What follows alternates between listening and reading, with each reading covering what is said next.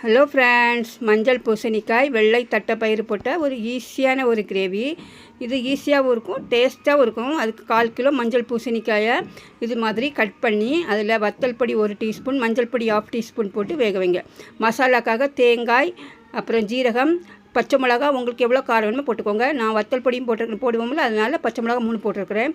பூண்டு, அப்புறம் சின்ன வெங்காயம் எல்லாரும் பெரிய வெங்காயம் போட்டிருக்கிறேன். இதெல்லாம் போட்டு அரைச்ச பேஸ்ட் வச்சுக்கோங்க. தட்டைப்பயிரை நல்லா வேக வச்சு அந்த தட்டைப்பயிரும் போட்டு மசாலாவும் போட்டு அதில் உப்பு போட்டு நல்லா கொதிக்க விடுங்க. அது கொஞ்சம் கொதித்து வந்ததுக்கப்புறமா இதுக்கு தாளிப்புக்காக தேங்காய், ரொம்ப இம்பார்ட்டன்ட், தேங்காய் ஒரு 3 டீஸ்பூன் அளவுக்கு, கடுகு உளுந்தம் பருப்பு, சின்ன வெங்காயம், அப்புறமா காஞ்ச மிளகா 1, இதெல்லாம் போட்டு இந்த தாளிப்பு போட்டால் தான் இந்த குழம்பு ரொம்ப டேஸ்ட்டாக இருக்குங்க. இதே மாதிரி தாளிப்பு போடுங்க. போட்டு கிண்டி எடுத்தால் சுவையான ஒரு வெள்ளை தட்டைப்பயிறு பூசணிக்காய் கிரேவி தயாரிக்கும். ஃப்ரெண்ட்ஸ், நம்ம சேனலை சப்ஸ்கிரைப் பண்ணுங்கள். இதே மாதிரி ட்ரை பண்ணி பாருங்கள். ஓகே, பாய், தேங்க்யூ.